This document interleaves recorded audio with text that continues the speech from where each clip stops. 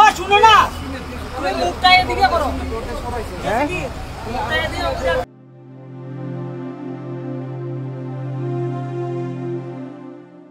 Live করা হলো, video করা হলো, ফটো সেশনও করা হলো, কিন্তু একটা হাত এগিয়ে এলো না তাকে বাঁচানোর জন্য।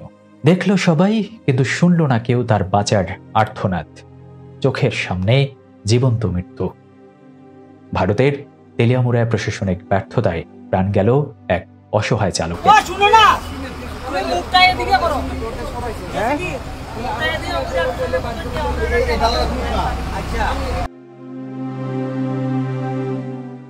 তেলিয়ামুড়ার চাকমা ঘাটে ঘটে যাওয়া একটি মর্মান্তিক ঘটনা আজ আমাদের বিবেককে নাড়িয়ে দিয়েছে। গতকাল রাতে একটি সিমেন্ট বোঝাই লরি দুর্ঘটনার শিকার হয় এবং লরির চালক মিহির লাল দেবনাথ দীর্ঘ 7 থেকে 8 ঘন্টা গাড়ির ধ্বংসস্তূপের মধ্যে আটকে থেকে কাতরাতে থাকেন।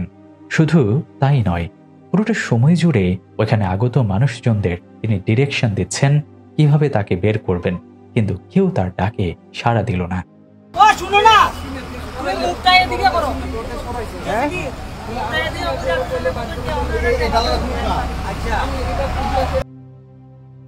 সবচেয়ে হৃদয় বিদারক হলো এই দীর্ঘ সময় ধরে স্থানীয় মানুষ থেকে শুরু করে পথচারীরা পর্যন্ত অসহায়ভাবে তার আর্তনাদ শুনছেন, দেখছেন তার ক্রমশই নিস্তেজ হয়ে যাওয়া শরীর। প্রশ্ন উঠেছে, সময় মতো প্রশাসনিক সাহায্য না পৌঁছানোয় চোখের সামনে একটি তাজা প্রাণ ধীরে ধীরে মৃত্যুর কোলে ঢলে পড়ে। ভারতের অনেক সচেতন নাগরিক মনে করেন এই ঘটনা শুধু একটি দুর্ঘটনা নয়, এটি তাদের প্রশাসনিক ব্যবস্থার চরম ব্যর্থতার উদাহরণ। যেখানে একটি মানুষের জীবন বাঁচানোর জন্য ন্যূনতম উদ্যোগ গ্রহণ করা হয়নি, লাইভ করা হচ্ছে, ভিডিও করা হচ্ছে, ছবি তোলা হয়েছে সেই অসহায় মানুষের, কিন্তু একটি হাতও এগিয়ে আসেনি তাকে বাঁচানোর জন্য।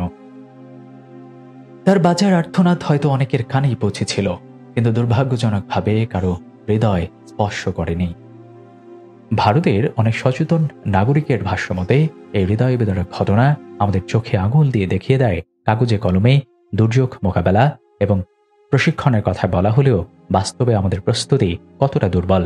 একটি মূল্যবান জীবন শুধুমাত্র প্রশাসনিক গাফলতির কারণে কেড়ে নেওয়া হলো। মিহিরলালের পরিবারের কাছে আমাদের গভীর সমবেদনা। এই ঘটনায় সুস্থ তদন্ত হোক এবং দোষীদের দৃষ্টান্তমূলক শাস্তি হোক, যাতে ভবিষ্যতে আর কোনো অসহায় মানুষকে এভাবে মৃত্যুর কোলে ঢলে পড়তে না হয়।